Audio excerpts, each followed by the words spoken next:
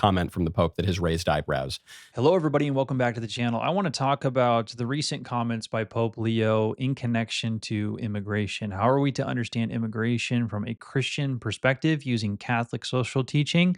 So, the first clip I have here is Michael Knowles setting up the context of the controversial statements of what Pope Leo said, and then we will go from there.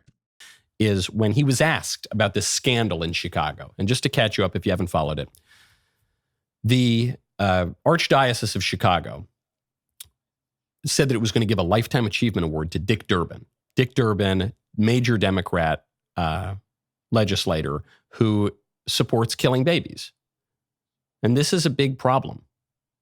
This is a big problem because, as John Paul II explained so beautifully, but as Catholics have understood forever, going back to the Apostolic Age and the Didache, it's wrong to murder babies. So you can't do that. There are other religious traditions. There are other groups that include baptized Christians, ecclesial communities that are fine with killing babies. But the Catholic Church, 2,000 years, consistent, you can't kill babies. And this is a non-negotiable issue. There are certain issues where reasonable minds can disagree, but on this issue, sorry, you can't do it. So it's a little weird for the Cardinal of Chicago, Blaise Supich, who is a rather liberal prelate, to consider giving a Lifetime Achievement Award to this infanticidal politician. And happily, and to his credit, Dick Durbin said, okay, I'm not going to take it. Amid the controversy, he said, I'm not going to accept the award. That was the right thing to do. Glad to see it. Good job on Dick Durbin. He should change his political views, certainly on infanticide, but at least in that small matter, good job on him. Very strange for Cardinal Supich to be offering this. So the Holy Father was asked to weigh in on it, and here are his remarks off the cuff. All right, so a Catholic cardinal was going to give a award to a politician that was very, very pro-abortion. And if you didn't catch what Michael Knowles was saying, so this is what Pope Leo had to say about it. I'm not terribly familiar with the particular case. I think that it's very important to look at the overall work that a senator has done during, if I'm not mistaken, 40 years of service in the United States Senate. I understand the difficulty and the tensions, but I think, as I myself have spoken in the past, it's important to look at many issues that are related to what is the teaching of the Church. Someone who says I'm against abortion but says I'm in favor of the death penalty is not really pro-life. So someone who says that I'm against abortion but I'm in agreement with the inhuman treatment of immigrants who are in the United States, I don't know if that's pro-life. So they're very complex issues. I don't know if anyone has all the truth on them, but I would ask first and foremost that there be greater respect for one another and that we search together both as human beings, in that case as American citizens or citizens of the state of Illinois. Okay, so what I want us to see, basically what I think Pope Leo's argument is that yes, this Catholic cardinal was going to give an award to Dick Durbin, who was a politician, who was Democrat and pro abortion. But his argument is you got to look at the holistic outworking of everything that politician stood for. And that is why he goes into that argument from that greater perspective of pro-life. So just because you are against abortion doesn't mean you're pro-life. That's the argument. This is what Michael Knowles had to say to that. And then we'll get into another aspect of this conversation. Okay. Now, right off the bat, I know that there are many people who want me to come out with some sizzling hot take to totally own the Pope with facts and logic or something like that.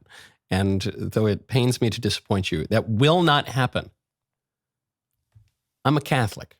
I'm a mackerel snapping papist. And I think, as a matter of not only Catholic discipline, but in the 2,000-year tradition of the Church, it is good to have respect for priests, for prelates, for the Holy Father, to have obedience, a kind of filial piety. That's a good thing, actually. It's contrary to our liberal and lowercase d democratic egalitarian age. I know, it's contrary to all that, the hyper-individualism that typifies modernity. But too bad. We don't do that. We speak in a respectful way. On this show, we speak in a respectful way about the Holy Father, even if he says things that are raise eyebrows, even if he says something that's wrong, because don't forget that the Pope is fallible, except when he's infallible. The Pope is fallible unless he is infallible. So I think what Michael Knowles is saying is that the position of being the Pope makes you infallible, but the position or the person in the position is disconnected from the position in some sort.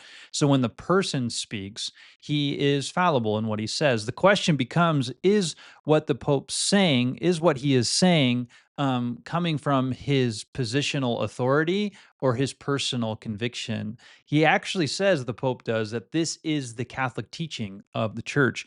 And so I wanted to bring in Word on Fire Ministries, and so that's Bishop Barron's ministry, and how they talk about immigration, because I want to tether this to what Pope Leo said about immigration. He basically said that if you are not for immigration, you are not pro-life, in the same way that to be for abortion means that you are not pro-life.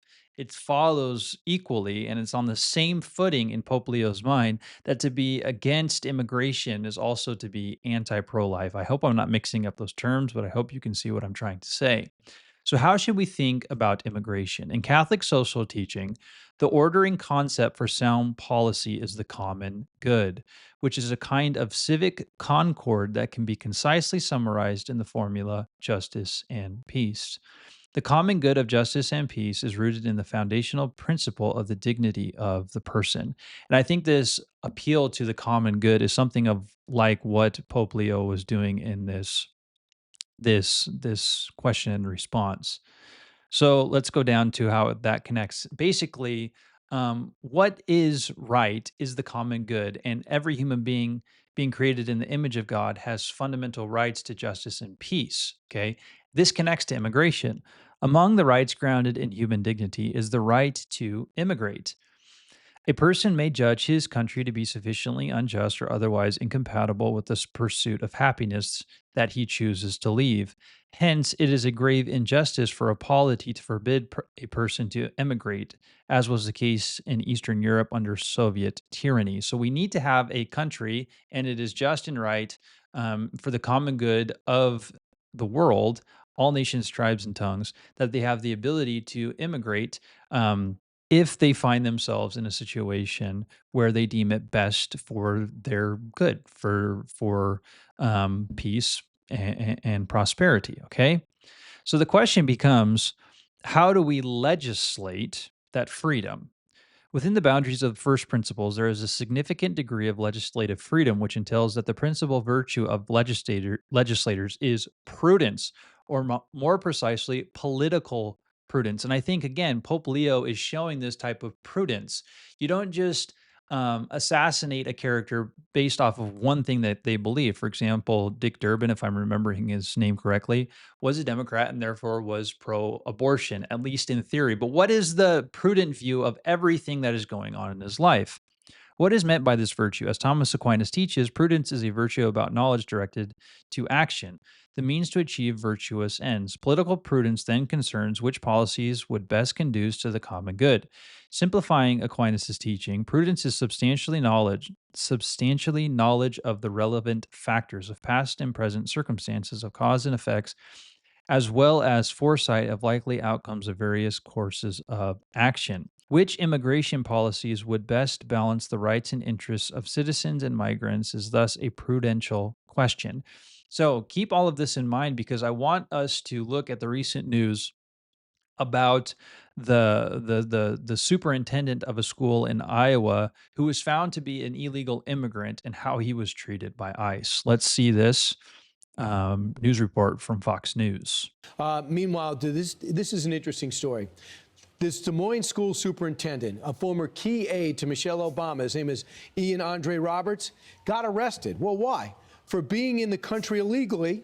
And now Iowa is pushing to keep him here. This guy has overstayed his visa. He's ignored desk appearances. And now ICE is saying, you're on target list. You don't belong here. Here's the Des Moines School Board defending the superintendent. Before we begin, it seems fitting to take a page out of Dr. Roberts' book and ask the community to engage in radical empathy as we work through this situation together. We do not have all the facts. There is much we do not know. However, what we do know is that Dr. Roberts has been an integral part of our school community since he joined over 2 years ago. During his time with our district, he has shown up in ways big and small. All right. So what is so interesting about this is kind of the political discussion, the cultural discussion around immigration. Oftentimes, when we have discussions around ICE, we tend to focus on the type of individual, the drug cartel types of individuals that are, just very, very bad individuals. And even Fox News is trying to paint this individual, Dr. Roberts, in that negative light. Painting the picture of him as some criminal is just far fetched because of how he rose to the prominent position. He's a doctor. That means he has a PhD, probably in education from institutions in the United States. He's serving. People loved him. He had a book people read. And so this is a different type of character than what is often, even though Fox News is trying to paint him in this light, then it is characterized in the type of people that ICE is trying to find, right? And that's the point that I'm trying to get to. The question is, how should we deal with these situations? Of course, he's got arrested, he's going to be deported. And should he be? This is where the idea of prudence, I think, comes in. And I want to connect this to the fact that we need to use prudence. We need something like prudence. We need something like a Christian conscience that makes decisions in this case. Because if all you do is legislate and use laws, what about the people that are in the United States that are producing great things for the United States, that are doing great things in the community, and they are illegal immigrants? Do we really want them to Go away? What about Americans that actually are, citizens that are here because they were born here, and they're just pieces of they just don't do anything with their life.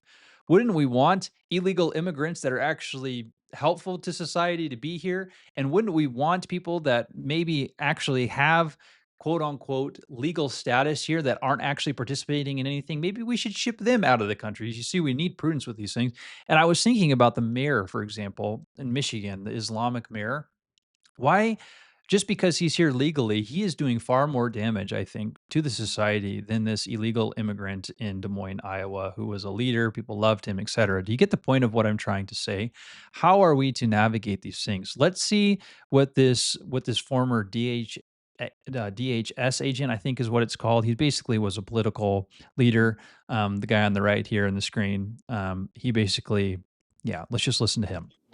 He was arrested with a loaded handgun, a fixed blade hunting knife, $3,000 in cash. Your thoughts? Well, a couple of different thoughts here. One, it's remarkable that that school system would hire someone that has no work authorization, that has no legal right to be in the United States. You really have to question their hiring practices. Two, this individual knew that he had overstayed a visa. He knew he had no legal right to be in the United States. No work authorization, and yet he's going to continue to go down this path. Look, he could be a great individual, a fine, upstanding individual, but the facts remain that he is here in the United States illegally. He has a number of different ways to cure that illegal entry into the United States, and over time, he's chosen not to. He's chosen to continue to go down this path, and so it leaves DHS, it leaves ICE, and others, those that enforce immigration law, little choice here. The thing for me is like, did he really go down that path, or was he afraid if he went down that path, he would lose everything that he had established in this country? You see, there's people here that don't really care about this country, that don't want to make an impact, and that was clearly not this guy. So it makes me question again our ability to, if we legislate everything in such a way that it's actually taking people that are benefiting our society out of the country and allowing people that don't benefit to stay in our country, do you see that that is just a big of problem? And that's my entire point with showing this video, is that we often think that, oh, all the illegal immigrants are the problem. But my question would be, no, the people that are the problem are the people that don't actually function in society, whether they be illegal or not. Now, of course, lots of illegal immigrants, and I know a few, not personally, but through the grapevine, um, that are using the system, let's say. And those are the types of people that need to go. But a person that's not using the system, but is actually helping the system, just because it is the law, where is the prudence? Where is the virtue that we need to be thinking about in these things? Get rid of the mayor in Dearborn, Michigan, who's basically trying to turn our country into, ISIS, naming streets, American streets after ISIS. Leaders, militant leaders that have literally killed American Marines. That's the type of stuff that needs to go. And I don't care if he has a green card or not. Keep the guy that doesn't have a green card that actually cares about this nation that's doing great things. Let go of the person that has the green card, but is trying to destroy our nation. Does that make sense? Again, you can't legislate these things completely. There has to be prudence that needs to be involved. That's all I'm trying to say. And the reality is we need Jesus, y'all. Jesus is the only one that does this perfectly, and we live in a fallen world, so we can't do it perfectly. But just because we live in a fallen world, it doesn't do everything perfectly doesn't mean that we can't use prudence, right? We should never use laws over prudence. We should always use prudence as a means to interpret the law and also how to fulfill the law in giving circumstances. Remember I remember growing up and you'd hear all of these redemption stories, right? This person was this and down and out. And because they were down and out, they found Jesus, for example, and that greatly changed them around. If you kick everybody out and you don't give second chances, if you don't provide opportunities for the people that are actually doing the right thing to get what they need, what kind of world do we live in? It's not a Christ centered. It's not a Christian world. That's for sure. All right, those are my thoughts. Let me know what you think in the comment section below, and I'll see you in the next one. Peace.